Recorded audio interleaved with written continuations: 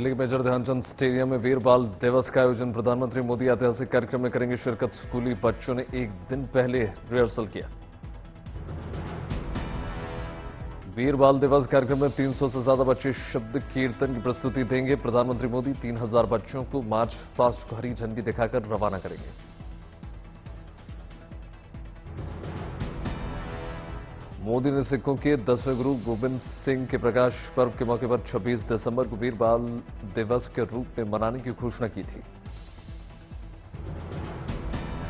प्रधानमंत्री मोदी ने श्री गुरु गोविंद सिंह के पुत्रों साहिबजादे बाबा जोरावर सिंह जी और बाबा फतेह सिंह जी को शहादत दी।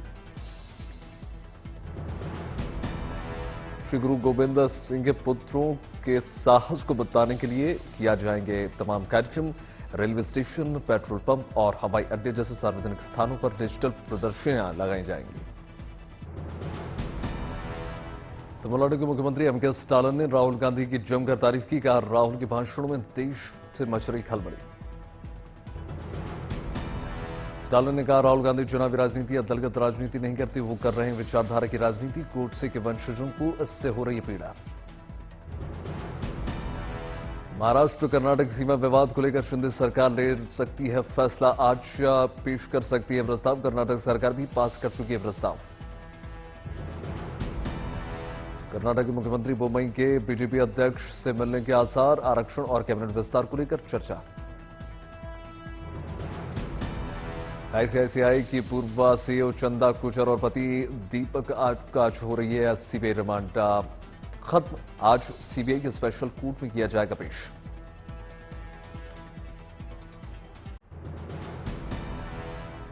बीती रात नागपुर पहुंचे पूर्व मुख्यमंत्री उद्धव ठाकरे और संजय राउत। उद्धव ठाकरे सीएम पद से हटने के बाद आज पहली बार महाराष्ट्र विधानसभा की कार्यवाही में हिस्सा लेंगे। आज महाराष्ट्र विधानसभा में जोरदार हंगामे के आसार और भ्रष्टाचार के मुद्दे की रहेगी गूंज। हाई कोर्ट ने कृषि मंत्री अब्दुल सत्तार की भूमि आवंटन पर लगाई रोक। बीजेपी और शिंदे गुट उठा सकता है दिशा सालियन की मौत का मुद्दा। आदित्य ठाकरे पर उठी उंगली के बाद डिप्टी सीएम देवेंद्र फडणवीस ने इस केस में जांच के लिए एसआईटी का गठन किया है। विधानसभा में शिवसेना उद्धव गुट उठा सकती है ठाणे में बिल्डर सूरज परमार की खुदकुशी का मुद्दा।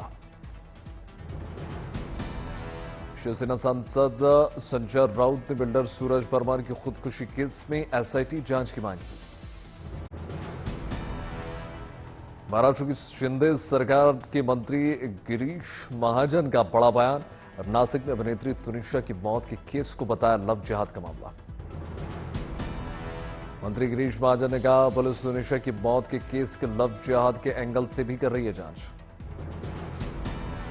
मंत्री गिरीश महाजन ने यहां तक कहा कि मैं देख रहा हूं कि दिन ब दिन बढ़ते जा रहे हैं लव जिहाद के मामले। शिंदे सरकार के मंत्री गिरीश महाजन ने यहां तक कहा कि हम लव जिहाद के खिलाफ सख्त कानून बनाने पर विचार कर रहे हैं।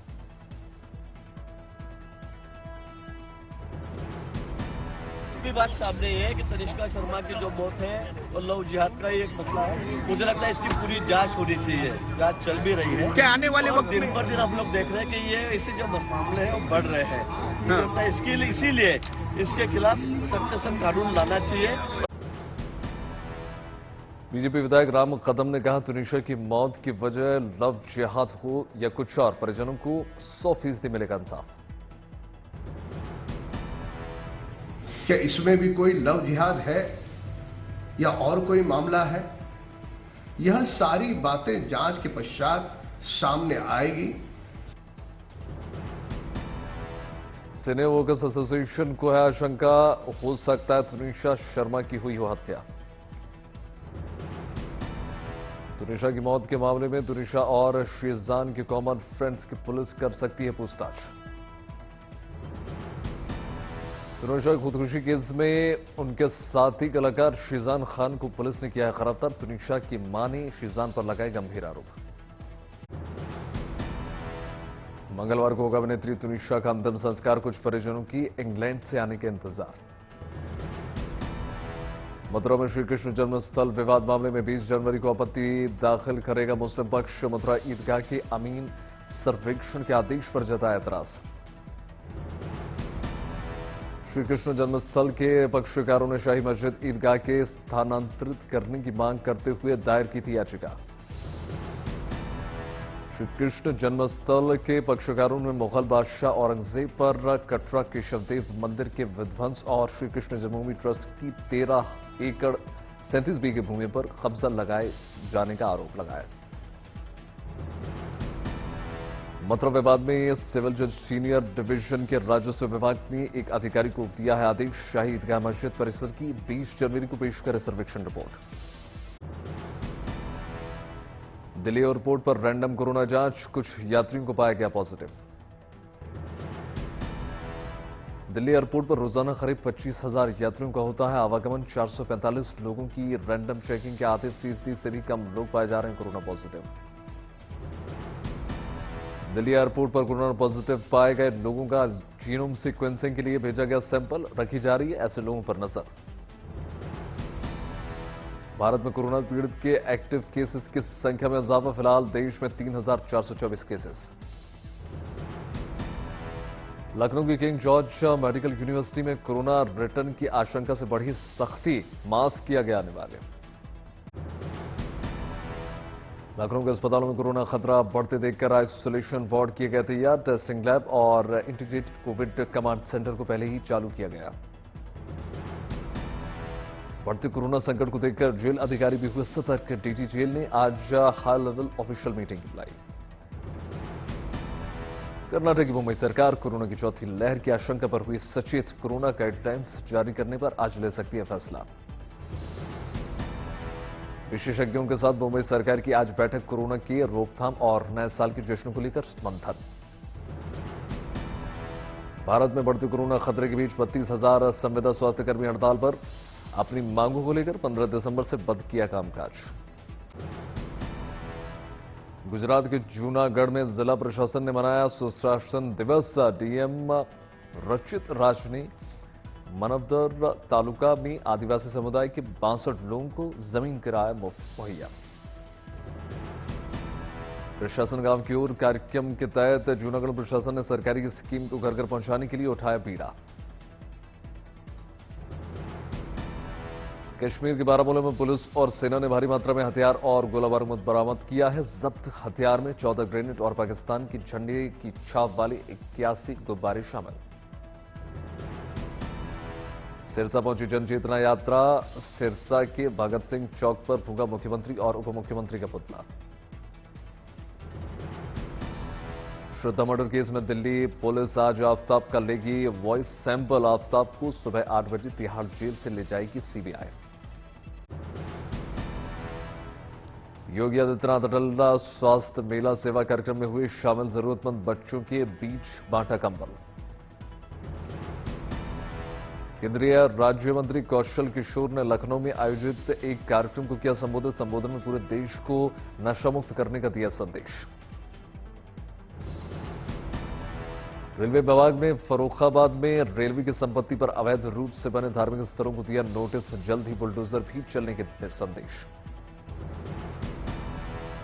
गुजरात में गृह मंत्री हर्ष सांघवी ने सूरत पुलिस अधिकारियों के साथ बैठक की। फैक्ट्री मालिक और 2 अन्य लोगों की हत्या के मामले में जानकारी।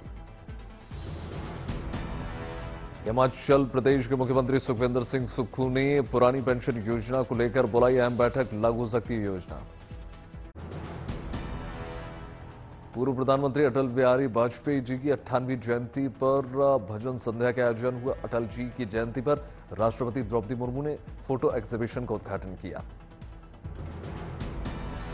गुजरात के मुख्यमंत्री भूपेंद्र पटेल ने अहमदाबाद में कांकरिया कार्निवल का उद्घाटन किया। कोरोना गाइडलाइंस का रखा गया ख्याल।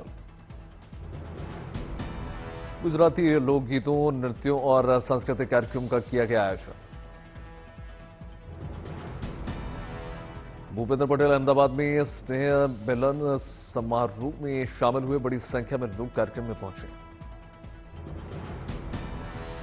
शिवराज सिंह चौहान, केंद्रीय मंत्री नरेंद्र तोमर, ज्योतिरादित्य सिंधिया समेत कई नेता ग्वालियर गौरव दिवस कार्यक्रम में शामिल हुए। बोले मुख्यमंत्री शिवराज, अद्भुत थे अटल जी और अद्भुत हैं ग्वालियर। धर्मशाला में धूमधाम से मनाया गया क्रिसमस का पर्व। लोगों ने कोरोना प्रोटोकॉल का ख्याल रखा, मास्क में नजर आए लोग। क्रिसमस पर आंध्र के पुलिवेंदुला में चर्च में प्रार्थना सभा का आयोजन हुआ। मुख्यमंत्री जगन मोहन रेड्डी अपने परिवार के साथ पहुंचे। दिल्ली के गोलडाक खाना स्थित चर्च को क्रिसमस भव्य लाइट्स के साथ सजाया गया, दूधिया रोशनी से जगमग। क्रिसमस पर रंग बिरंगी रोशनी से जगमग हुआ इंडिया गेट। क्रिसमस का जश्न मनाने भारी संख्या में लोग पहुंचे। 2 साल बाद देश की राजधानी दिल्ली में क्रिसमस पर देखा भव्य नजारा। बड़ी संख्या में लोग बाजार में और मॉल्स में नजर आए। दिल्ली के सबसे बड़े और पॉश मार्केट कनॉट प्लेस में क्रिसमस के मौके पर भारी धूम, परिवार और दोस्तों के साथ भारी संख्या में उमड़े लोग। लखनऊ में क्रिसमस पर की गई चर्चों की भव्य सजावट। मेले का भी भव्य आयोजन परिसर के साथ लोगों ने जमकर क्रिसमस सेलिब्रेट किया। पटना के सेंट जेवियर चर्च पर लोगों ने कैंडल जलाकर मनाया यीशु का जन्मदिन। चर्च को भव्य लाइट से सजाया। तिरुवनंतपुरम में दिखा क्रिसमस का अद्भुत नजारा। क्रिसमस पर कार्यक्रम में लोगों ने शिरकत की। आंध्र प्रदेश के विजयवाड़ा में क्रिसमस फेस्टिवल का आयोजन। राज्यपाल विश्वभूषण ने की शिरकत। तिरुपति में क्रिसमस पर चर्च में भव्य कार्यक्रम का आयोजन। आंध्र सरकार में मंत्री रोजा क्रिसमस सेलिब्रेशन में हुई शामिल। हैदराबाद में एनटीआर स्टेडियम में बुक फेयर का आयोजन। मुख्यमंत्री केसीआर की बेटी और TRS MLC Kavita book fair में पहुंची। त्रिपुरा के मुख्यमंत्री Manik Saha industries and commerce fair के समापन कार्यक्रम में शामिल हुए। बड़े बड़े उद्योगपति और बिजनेसमैन ने शिरकत की। नॉर्थ 24 परगना के दक्षिणेश्वर में लोगों के लिए खोला गया जादू मालिक का गार्डन हाउस। बड़ी संख्या में पहुंचे लोग। गेटवे ऑफ इंडिया पर पत्नी दीपिका पादुकोण के साथ स्पॉट हुए अभिनेता रणवीर सिंह। दोनों ने बोट में सवारी की। शाहजहांपुर में पुलिस ने साइबर ठग गिरोह का किया खुलासा। फर्जी एनईएफटी कोड भेजकर दुकानदारों से करते थे ठगी। अयोध्या में धूमधाम से मनाया गया रामलला का प्राग्योत्सव। 1949 में इसी मुहूर्त पर रामलला की मूर्तियां हुई थी प्रकट। मथुरा में पुलिस ने त्योहारी सीजन में निकाला फुटपाथ लोगों के वाहन की रैंडम चेकिंग। गाजियाबाद में क्रिसमस के दिन पुलिस ही बनी बच्चों के लिए सांता क्लॉज। 12 साल की शिवम का केक काटकर मनाया जन्मदिन। गुलाम नबी आजाद का कश्मीरी पंडितों पर बड़ा बयान। कश्मीर में हालात सुधरने तक कश्मीरी पंडितों को जम्मू शिफ्ट कर दिया जाए। बेगूसराय में तापमान 9 डिग्री तक पहुंचे। भीषण कोहरे से यातायात प्रभावित। उत्तरकाशी जिले में अचानक हुई बर्फबारी। गंगोत्री, हर्षिल और मुखबा की पहाड़ियों में उड़ी बर्फ की मोटी चादर।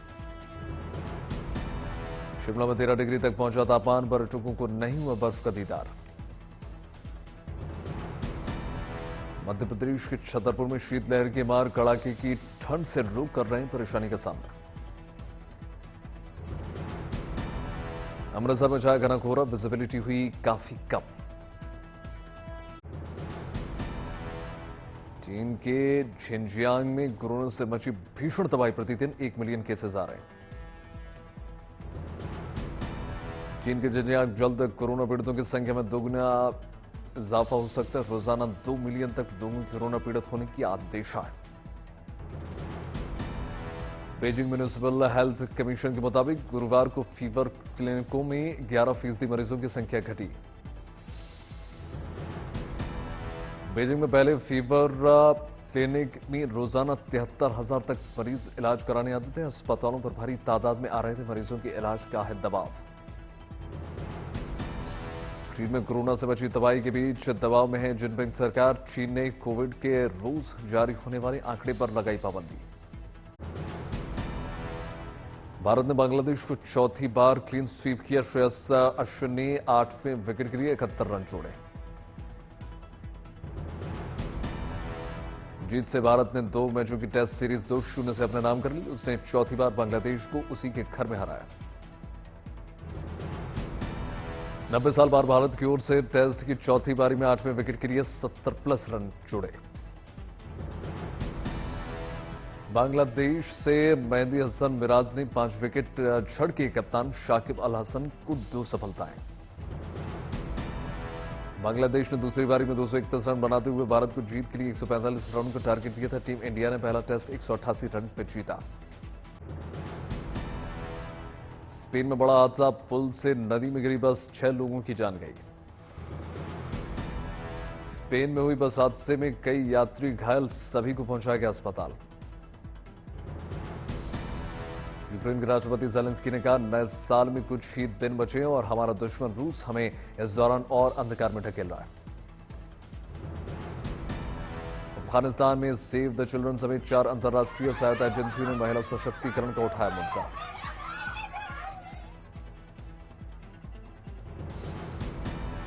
न्यूयॉर्क में 25 दिसंबर को क्रिसमस डे पर हुई जोरदार बर्फबारी, सर्द सफेद के ढके बर्फीले गार्डन की तस्वीरें निकलकर सामने आई।